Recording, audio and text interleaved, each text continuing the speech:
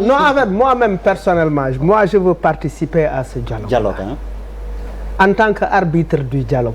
Oh, et en tant que témoin du dialogue. tu es intelligent. Parce que moi aussi, personnellement, j'ai envie de poser certaines questions et de régler et de trouver des solutions à des désaccords. Tu es intelligent. Man, je souffre de l'arrestation, de l'emprisonnement de Nit Doff. Toutes les semaines, je me rends à Rebeuss pour le voir. Je me rends à Sébi Ponti pour voir Karim, pour voir les autres. Ils sont nombreux à être dedans. Et en les voyant, ceux qui sont dans les prisons me disent effectivement, filles aussi, nous sommes. Il y a énormément de prisons qui n'ont pas d'eau. Les gens parlent toujours des longues détentions préventives. J'ai envie de parler de ça dans le dialogue. Mais surtout de demander la libération de Nit Doff Moudelou, parce qu'il va refaire son show of the year, la libération de Karim, etc., etc. Mais si le président appelle au dialogue, à mon avis, c'est parce qu'il faut reconnaître les désaccords exprimés à travers les manifestations de rue, mais à travers les émissions de télé. Et qui li muy wax ni li docteur wax légui c'est une manière d'exprimer des désaccords et également des incohérences, etc. Mais pour moi, les incohérences, les désaccords, on les discute quelque part. Dañ koy négocier. Amna lo xamantene mbedd mi du ko régler. Pour mobiliser les jeunes, l'opposition, la société civile ont énormément travaillé à rendre visibles les manquements yi nga xamantene gouvernement bi amna ko sur des promesses, etc., etc. Ça a galvanisé les jeunes. Ils sont allés s'inscrire en masse sur les listes électorales. Mais vous ne pouvez pas mobiliser tous ces jeunes, nous devons inscrire, etc., etc. Et quand on ne fait pas de dialogue, on est sur une radicalité qui n'a aucun sens. Wolof ma la wax. Parce que tey man ak yow bu ñu jàkkaarloowee ñu am problème di wax te mënuñu waxtaan dañuy doorante ay coups. Ça c'est un dialogue physique.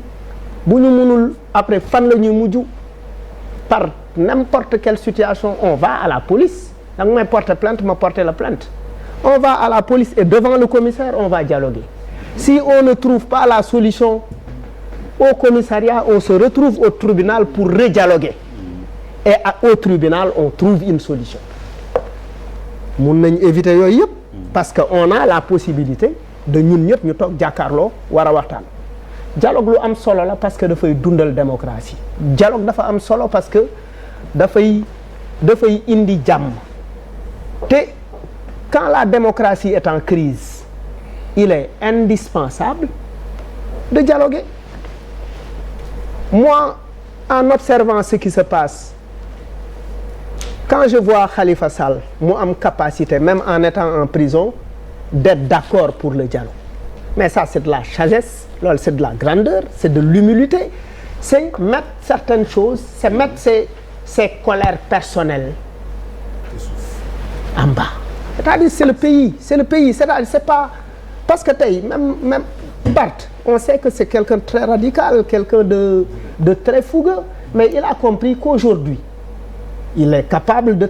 Il est dans une transition. Transition avec Moëlan. Il était un opposant et il l'est toujours. Aujourd'hui, il a une mairie. Quelqu'un qui a une mairie doit forcément discuter avec l'État. Vous faites que vous askanui effectivement, vous faites que vous et quand comme tu le dis, dialoguer ce n'est pas se renier, dialoguer ce n'est pas se compromettre. Maintenant, diggante nak ki nga xamantene dafa yor mairie Dakar ak ki nga xamantene xeyna yorul dara wala yorul mairie bu toll ni Dakar wala effectivement bokkuñu ay lignes. Quand on observe effectivement quelque part la position de Pastef par rapport à ce dialogue là, on peut peut-être le comprendre. Mais moi, j'inviterai le Pastef à aller au dialogue parce que pour moi, il y a des contentieux yo xamantene le dialogue permettra de poser certaines questions sur certaines choses. On peut discuter de tout ce qu'on discute ici toutes les semaines. On peut discuter de ce qui fait la tension, de ce qui fait l'indi tension. par rapport à Ousmane Sonko, par rapport à Mame Mbaye Niang, par rapport à Adji Sarr, par rapport à beaucoup d'autres problèmes.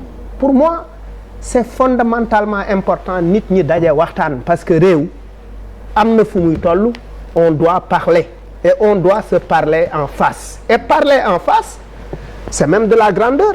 Man d'accorduma ak yow, d'accordoo ak man te mu leer la ni bañoo ma man bañuma la. dafa am loo bëgg am lu ma da nga bëgg li ma téye bëgg nga li ma téye man xëy na sax njort nga ni man dama bëgg 3e mandat mais il faut discuter du 3e mandat au dialogue. Moi j'aimerais bien lui dire au président de la République ndax yow lu tax ngay nga yéex a prononcé wu ci affaire u 3e mandat da nga koy def wala doo ko def.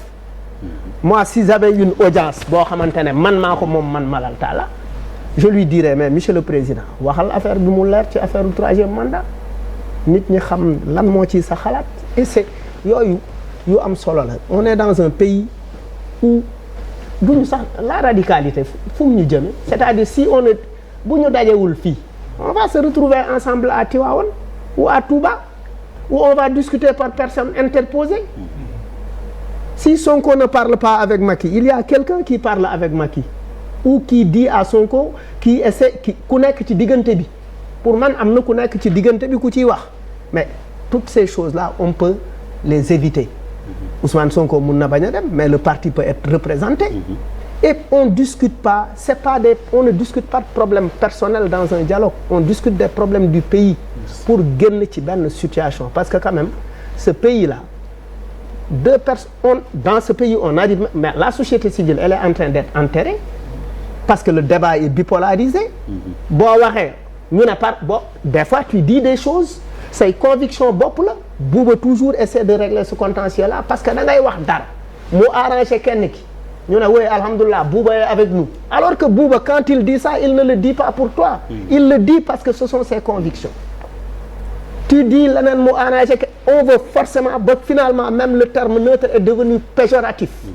Mais les gens ont le droit de garder leur équidistance et de dire ce qu'ils pensent. Maintenant, quand dans une démocratie, on va jusqu'à avoir peur de dire la vérité ou bu ñu demee ba journalistes yi bu ñuy wax sax dañuy ragal a wax lii dëgg-dëgg seen xalaat finalement c'est une démocratie à l'abîme, c'est une démocratie qui est en train d'être enterrée et taaru Sénégal démocratie la loolu nag lu ñu war a góorgóorlu la on n'a pas le droit de joggi ci des acquis yoo xamante ne wala des sacrifices qui ont été menés depuis les années 60 parce que aussi Sénégal dafa am la trajectoire de la démocratie c'est à la suite de longues luttes citoyennes politiques etc. Et on doit arriver à parler. Si on ne parle pas, on va s'affronter. Dinañu jàkkaarloo ñi yor ay jaasi ñi yor ay fetal. Non, te waruñu yegg foofu. Et fondamentalement, on doit parler. Une belle forme. Il dit la radicalité,